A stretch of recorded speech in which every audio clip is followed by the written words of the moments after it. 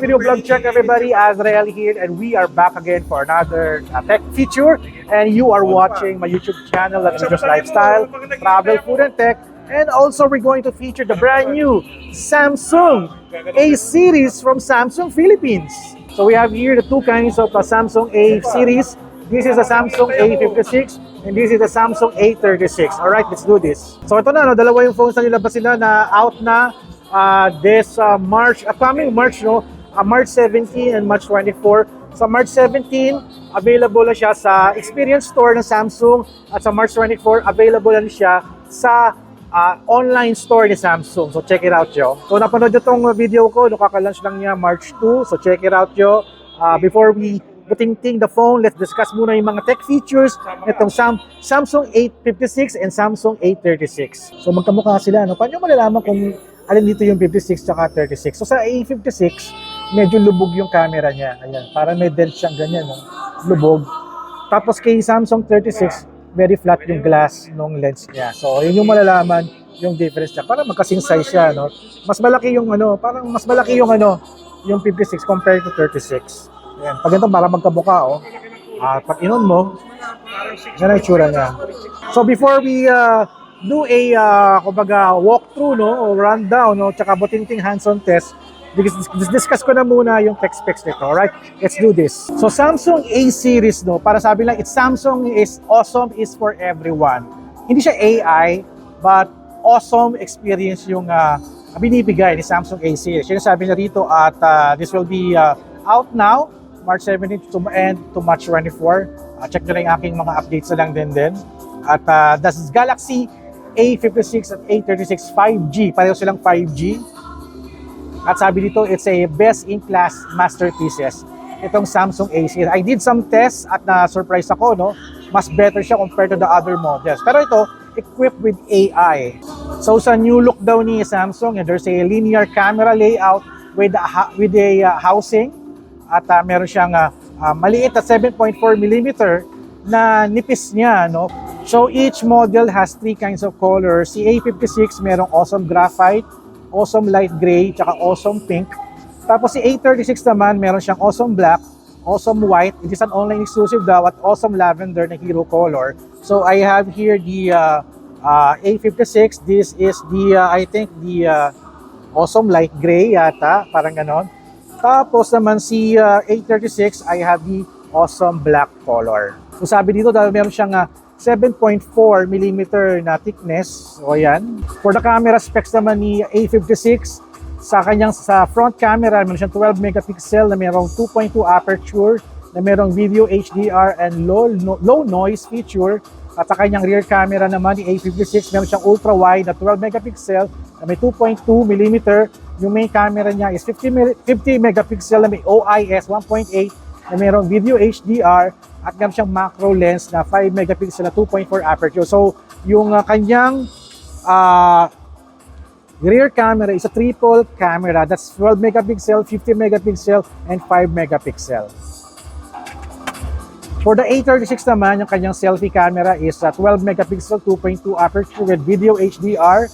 At yung kanyang rear camera, meron siyang ultra-wide 8 megapixel at 2.2 aperture. Main camera is 50 megapixel with the OIS 1.8 aperture at video HDR feature na rin din siya. At for the macro, meron siyang 5 megapixel na 2.4 na aperture. At also, it's a triple camera for the A36. Ayan. Kita-kita niyo ba yan? Also for the front camera, ito yung front camera niya. Ayan. Pareho sila ng design. Pinhole camera sa gitna. So for the screen, no, sabi dito, it's a 1200 nits peak brightness at meron siyang 6.7 inches na screen display at it is an AMOLED Samsung display at meron siyang Dolby Atmos speaker, which is I think, I'm not sure if it's double speaker to, I guess para isang speaker lang siya, the Dolby Atmos feature. Maganda yung speaker niya. At also they are marketing it as an immersive gaming experience, so pwede pang gaming yung Samsung A56 at A36 nila. They're featuring also yung kanilang plus 15% na larger vapor chamber, which is it will help na hindi mag-overheat yung phone ninyo while you are into mobile gaming. So maganda yung feature na ito, plus 15% na larger vapor chamber. Ayan. Protection din sa phone niyo rin din yan. For the battery specs, no, meron siyang 5,000 milliampere na battery niya na good for up to 29 hours of video playback. Plus, meron siyang 45 watts na charging na can full charge in 68 minutes. So also one of the features din ni Samsung A series sila is meron siyang Samsung Knox feature at meron siyang 6 years na security update, 6 times na OIS update. So for the 6 years, no, yun yung mga update na makukuha nyo with this Samsung A series sila, the A56 at A36. At meron siyang IP rating na IP67, which is okay siya, mga slight submerge at splashes. Also, protect your phone from any water elements and also dust na rin din. Which I experienced it in their old model, especially the A53. Splash, konting submerge, okay yung phone, gumagana pa rin din siya. Huwag nyo na siyang nagawing submerge palagi. Splashes, okay. Fresh water, it's good. Bawal lang ang salt water. Pag nabasa siya ng salt water, hugasan yun ng fresh water para hindi masira yung phone. So yung mga AI features ni Samsung, no, we experienced it sa kanilang Samsung S25 series, no. Nilagay din nila yung mga AI features dito sa A series nila, which is very surprising, no. Para ka rin kumuha ng S25 eh. Kasi they have the circle to search on images. Meron silang search via music, the AI music, at also text, which is I did on a test, which is music. It can detect music. Sabihin nila kung ano yung music na pinakikinggan mo, or kahit mag-hum ka, hum sound, it will detect the music that you're humming. Circle to search, very, aware na rin din tayo na very smart AI talaga ni Samsung dyan. Talagang very accurate yung kanyang circle to search, nakakapag-detect siya ng mga object or even locations, no? Nasi-research niya kung ano talaga yung nasa picture ninyo. For text also, no, one of the best feature is yung AI translate niya, which is kanina nag-test ako ng Korean language na tinranslate niya into English, which are very quick and fast. But take note, kailangan pa rin ito ng internet para magamit nyo yung mga AI features ng mga AI features ng Samsung ito. Meron din siya ng you turn videos to GIF. Pwede ka mag-capture ng video images from your phone, nag-record ka, gagawin mong GIF, or any YouTube videos, for example, gawin niyang GIF, pwede mong gawin siyang meme, pang-send sa mga chat group nyo, for example, or in yung social media post, pwede rin din siya. Which is kaya-kaya na rin niyang i-load na rin din kasi, for example, Facebook can load GIF na rin din, tsaka yung mga messenger natin. I'm not sure long other apps can do it, pero I guess si Threads and Twitter, meron na rin din siyang GIF upload na rin din. One of the very interesting sa AI feature ng Samsung A series sila na meron din sa S25 series sila is yung kanilang tatawag na best face picture feature sa AI, no. Pag nag-take ka ng picture at may mga times na pangit yung smile mo, pangit yung nakapikit ka, for example, the AI can do the thing na gagawing nakamulat yung mata mo or nakangiti ka ng maayos. Pero kailangan ata marami kang picture dun sa phone gallery nyo. Kasi yung AI yata, doon at kumukuha ng matches doon sa face ninyo, no? Kaya minsan na mas ginagawa dito, mas effective is pag naka-video motion ka doon sa camera, it can detect na kung ano yung movement na nakangiti ka o nakapikit ka, kukunin niya yung mga images na nakadilat yung mata mo. Doon sa video motion ng camera feature nitong Samsung A series. Even the 25 series ganun din, which is napakaganda ng feature na to. Kumbaga ito yung pangsalba mo sa mga gandang pictures mo. Kanina, no, display din nila na you can create your own filter. Galing, ang ganda nito. No? You can create your own filter using the Samsung Create Filter, no? Parang magka-select ka ng isang images na kung gusto mo yung picture filter mo is very uniform, you can create filters na based doon sa isang photo or an existing photo. Parang kanina nag-demo, no? Ginamit niya yung parang golden sunrise filter feature na may konting rainbow effect. So yung filter ng mga pictures na pwede mong biyahin, mapi-filter mo using your own customized filter at save it as one of your template. Okay rin to.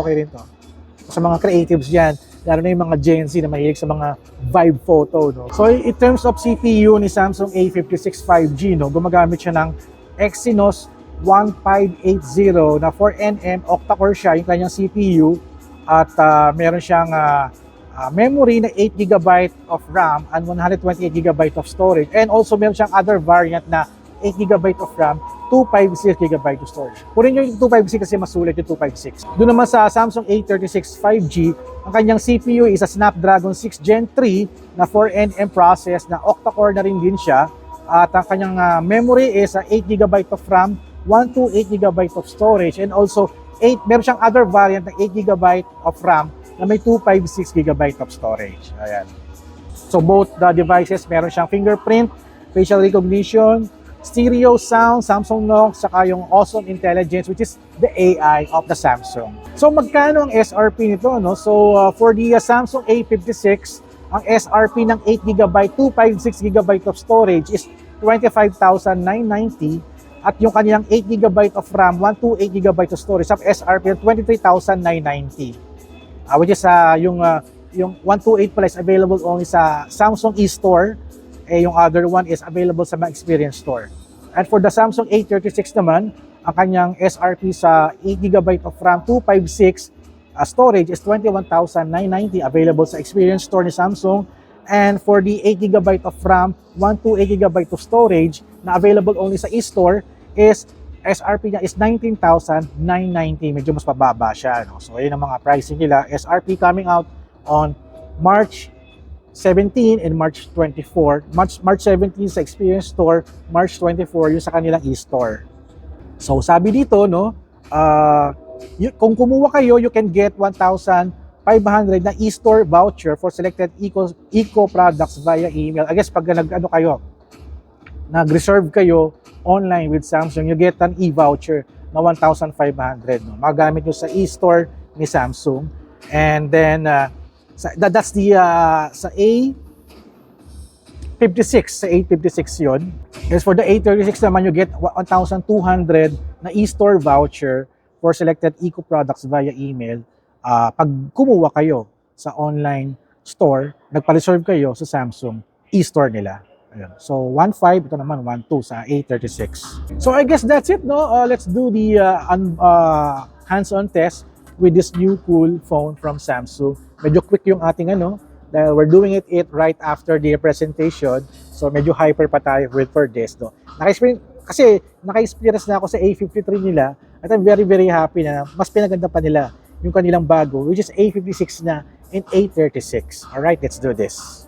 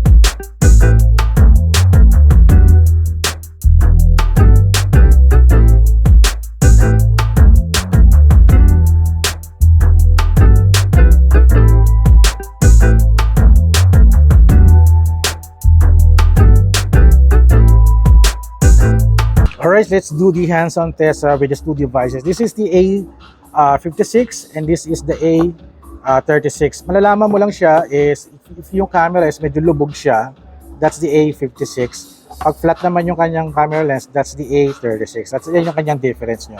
Let's go on muna kay A56. Yan. Kasi maganda na yung kanyang yung kanyang user interface, very fast na siya. Unlike yung na-try ko dati sa A53, medyo sluggish, nababagalan ako, but ito mas better na rin din siya. That's only 8GB of RAM. So, okay naman siya. For the camera niya, camera is a much more, merong wide siya, 0.5x, may 1x, 2x, 4x, 10x, up to 10x lang yung kanyang camera. Ayan. Pinakita ko na sa inyo. Which is good na rin din. For selfie, merong single, tsaka pang group photo, may magka-wide-ish na rin siya. Pero maganda yung front camera niya. Wow, ganda. For video, okay, for video is ito yung selfie video, which is good. At ang kanyang rear camera is merong 0.5x up to 10x zoom. 10x zoom na rin din siya, which is okay na rin din kasi pag di naman siya aabot ng 30, yung 30 kasi nasa Samsung S25 series eh. So other niya is may fun siya, portrait, photo mode, video mode, more, pro video, night, food, panorama, macro, slow motion, hyperlapse, dual recording at saka single take. Yan yung mga feature niya. And I think the video can shoot up to UHD. I think UHD is parang 4K na to, no? Yeah. UHD is 4K. FHD is 1080p. You can shoot up to 4K up to 30 FPS. But yung kanyang 1080p can shoot up to 60 FPS. Okay na rin din.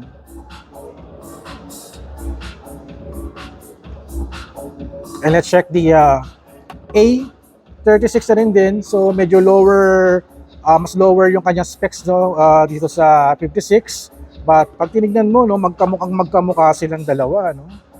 Magkamukha. Let's check out the camera. For photo, let's go to the rear camera. Meron siyang 0.5x, 1, 2x, 4x, 10, hanggang 10x yung kanyang photo zoom. For the selfie, okay na rin din. Meron siyang wide for the selfie. It's very sharp ng kanyang kanyang front camera. For video is ayan. Hindi pa nakaset yung mga phone dito eh. For video, yeah, meron 0.5x which is nice. 0.5x. 4x, 2x, hanggang 10x for the pinakang zoom niya for the video. And for the resolution, kaya niya 4K 30 FPS pa rin din. So yan, the same din yung kanyang features. Same din as the A56. Ang pinagkaiba lang niya is yung processor. And I guess din also the screen din yata. I'm not sure, no? Pero parang parehas lang din siya eh. Almost the same. Magkaiba lang kanyang dito. Ay, hindi, parehas lang. Almost the same, no? Magkamukha, ano? Galing. Magkaiba lang talaga yung processor lang talaga niya. But the camera is the same. Galing, no? So hopefully we can do a big feature on this phone kasi launch pa lang naman niya.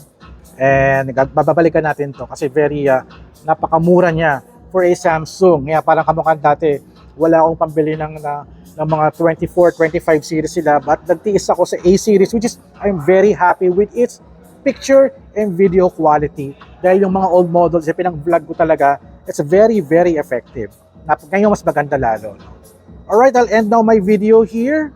So thank you so much Samsung Philippines for inviting me again for this new feature, no. So follow up tayo next time with a much more in-depth review ng phone na ito. Alright, so thank you guys for watching. So don't forget to subscribe, like, and comment. And I'll see you guys at the next video vlog adventure. Alright, thank you so much Samsung Philippines. Alright.